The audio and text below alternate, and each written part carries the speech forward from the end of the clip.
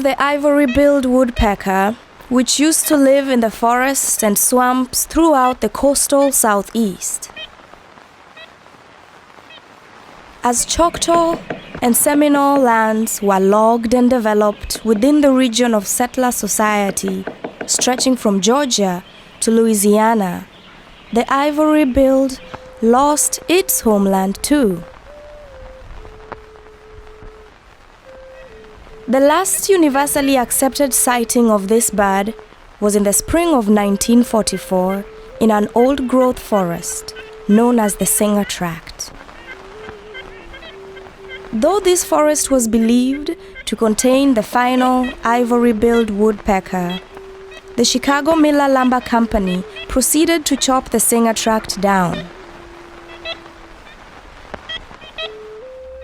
This film is about another woodpecker communing with nature in the final sanctuary of its homeland.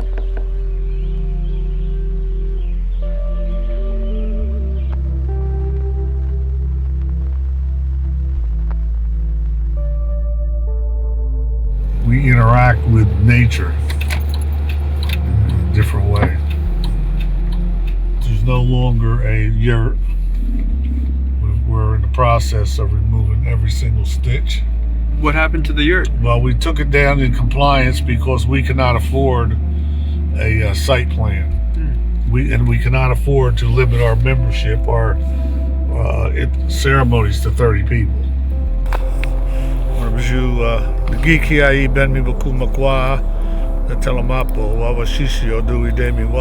Chief Perry of the Rampo Lenape people.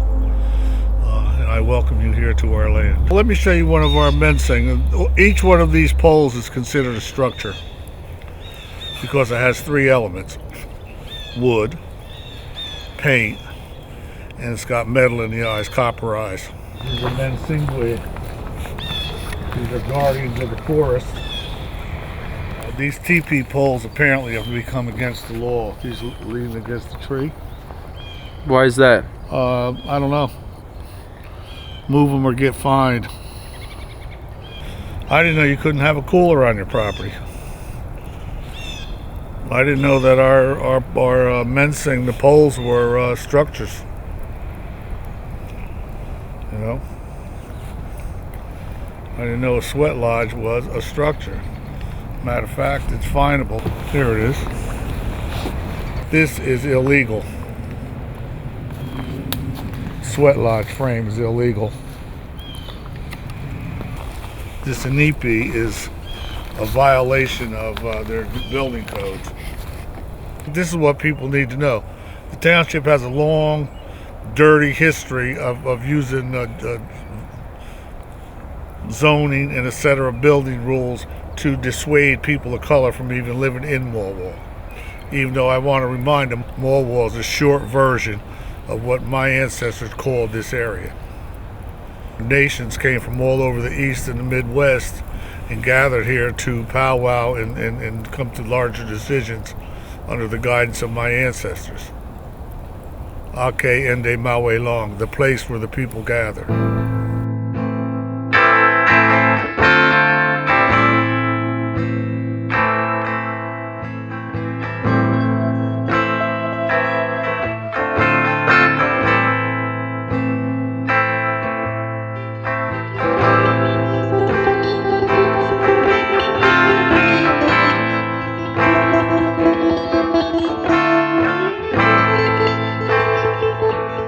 Ninde shinsi ni shakumakwak nonjiyai lenapoking waknin the Lenape. My name is Two Clouds. I'm from the land of the Lenape, my ancestral home, New Jersey, and I'm Lenape. I'm Lenape Ramapo. What's happening to us now here in 2018, I don't see it as being any different than what has happened in the past hundreds of years, from 1524 when Giovanni de Verrazano first sailed to our lands under the French banner. You know, this is still oppression. This is still land theft. this is still genocide. They may not be scalping us and killing us and burning us in our homes anymore, but it's cultural genocide. This is linguistic genocide. I'm as much a part of this land as this tree is a part of this land, or as these stones are a part of this land. These stones and these trees, they're our relatives, and not in some romantic Indian, way. These are our relatives because as my ancestors died and their bodies went back into the earth and turned back into the soil, that is what allows these trees to grow. And their blood went back into the rivers and the streams. And when it rains, it's them that goes back into the heavens and comes down that we all drink. And that feeds all of these plants and the animals. So this is just one of the small ways that we are related. If we only take what we need for today, there's always going to be more for tomorrow. But the concept of white thinking and industrial is like, no, cut it all down, box it up, and put it on the shelf. Well, if you do that, then there's nothing left. There's nothing left for tomorrow. And so that concept of daily taking care of yourself, taking care of your family, taking care of those ceremonies, taking care of learning the language, taking care of each other in that way, that's important to me. My name is Akuy. I am a Mohawk. I was asked, would I be willing to stay there and help reestablish our alliance with the Ramapo, because we've been allies of theirs for hundreds of years. We planted a community garden. We wanted to see people using and eating food that was clean and not full of pesticides and all the poisons. So anyway, that's how I originally got involved. And this whole conflict started to develop. Police started showing up, telling us we couldn't put up teepees, we couldn't put mulch down, we couldn't have prayer ceremonies. Systematically, everything that we did there became against the law. We had to have a permit, and it all had to do with this group. This polo club does not want the Ramapo on that property. They just don't want them there. The courts are backing them up and saying, yeah, it's illegal for you to pray. It's illegal for you as Native people to gather and have your ceremonies on this land without a permit. I felt like I was contributing something to the future of our generations, where our children know who they are as human beings. They're taking care of themselves. They're planning and eating their own food, and they're practicing their traditional values, which to me gives us the life of who we are as human beings and as Native people. This knowledge is an ancient knowledge that in our day and age right now, we're losing it. The people who remember these things, they want to keep this knowledge alive. Are keeping the knowledge alive in the sense we're keeping the spirit of the plants alive. Not that, if we forget about them, they have no spirit anymore. But by us acknowledging them, we're acknowledging their spirit, and we begin to view everything different. This tree right here, right? Beautiful, big, what's this? Maple tree. Beautiful, big maple tree. Sugar maple tree, actually. The sugar maple tree produces the good syrup, that we all know and love. Before you get to the maple syrup, you have to tap it and you get the water out of it. My ancestors didn't just say, we can probably drink what may be inside of this tree. Instead, we watched. So we watched a bird that we call Memacohquez. It's the biggest woodpecker in the Northeast here. Beautiful bird. It's actually where they get, this is just a fun fact, Woody the Woodpecker from. Woody laughs, and when you hear them, it sounds like they're laughing. And same colors and everything, but I digress. So, old story says that's it. I look at that. Here's me. So, long time ago, the tree, the maple tree, the sugar maple tree, had an itch, a bad itch that it couldn't get to. These beetles had burrowed within the tree. And as they were burrowing, it was itching the tree so bad, but it couldn't get to it, you know, with his limbs. So it called out, help me, witch man. You know, someone help me. When he came, you know, he said to Sugar Maple, you know, I can help you, Sugar Maple. And he began to peck at the tree and eat the worms and the beetles out of the tree. So after some time, it was a dry season, and Memacoquest was so thirsty and had no water. And Maple Sapling saw this and said, my old friend, you can come and drink from deep within me. Drink the sweet water that's inside of me.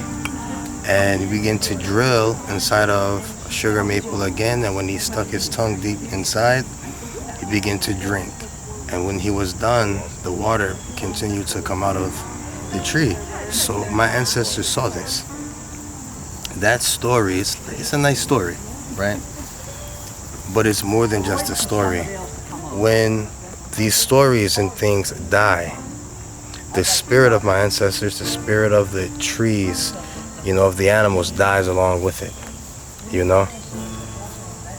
So we use this land to teach these different stories, you know, to keep all of these different things alive. So what's happening today is just a continuance of that.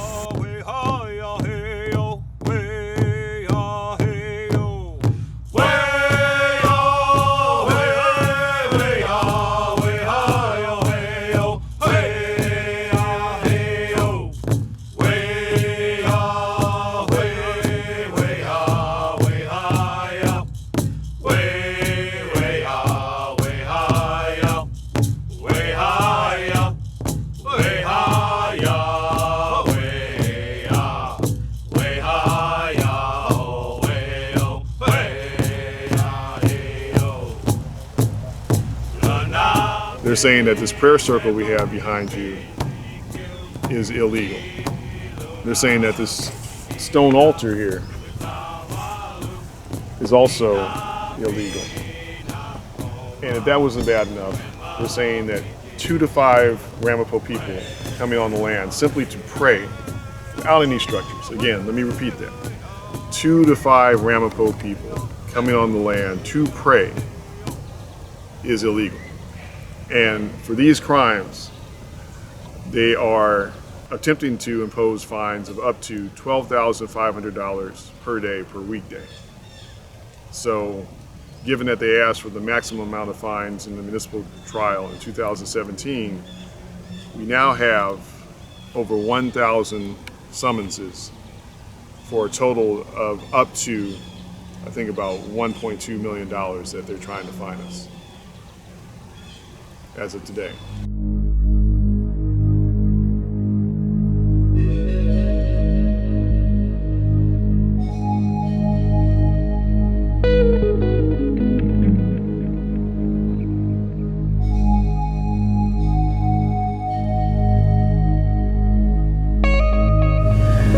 The residents here can move away and they'll be whom they are.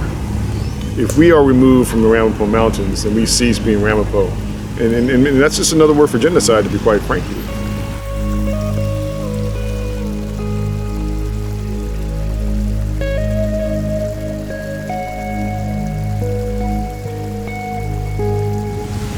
So, all the United States is standing rock.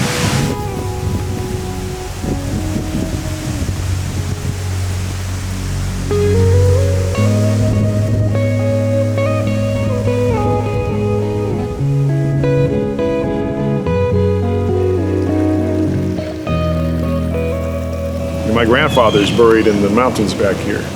There's a burial site here that has, some archaeologists say, at least 1,000 sites, probably dating to even before the colonial period, but definitely to the colonial period. So this land is very special to us, very sacred to us, but the remaining land, some of the few remaining lands and property that we have in common, the town of Mawa and some of the residents want to take that away from us.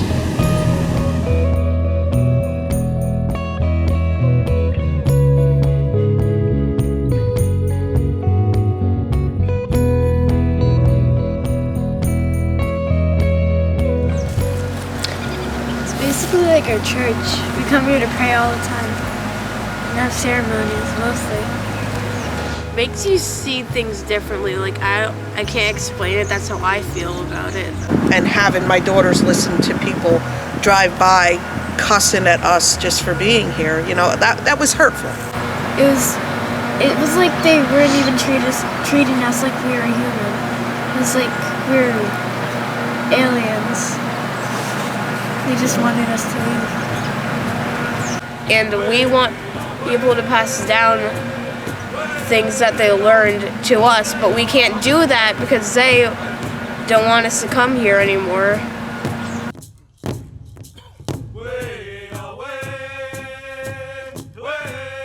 My uncle, Phil Lane, Jr. of the Ihantuan Lakota Nation, asked me to sing a song. So I guess I learned always do what your elders tell you, so I guess I'll sing a song. But we are very honored to be in Lenape territory. We are honored to be amongst such resilient people who lived on the eastern gate of Turtle Island and who received the first hits, in a way, of colonization.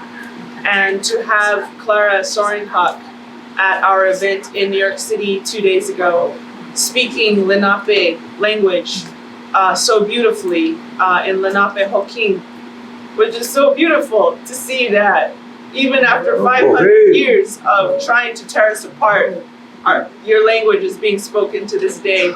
And we honor you as strong, beautiful people.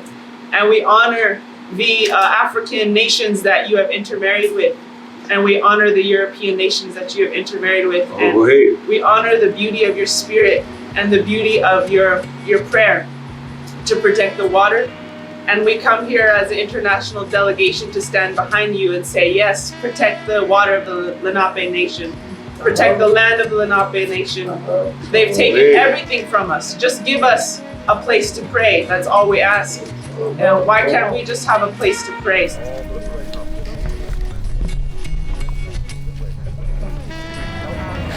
There's so much hate.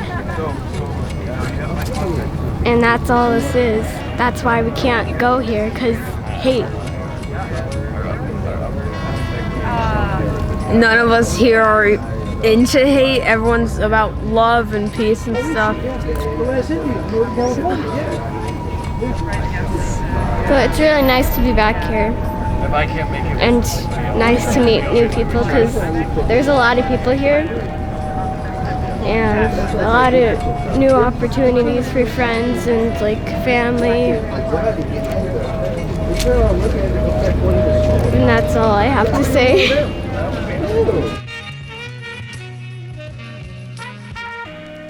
We the settlers, the non-native people of Lenape Hoking and of Turtle Island, have heard the Ramapo maple tree's call for help.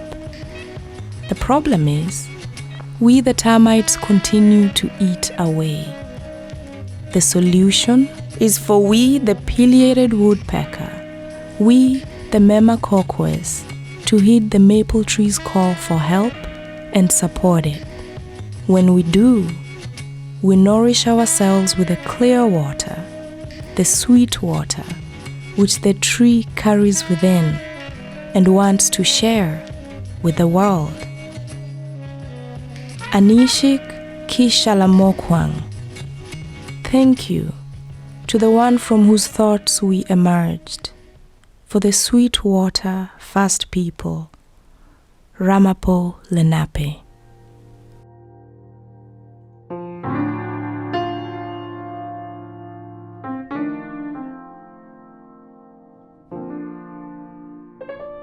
Mawa needs to make Mawa Ramapo again.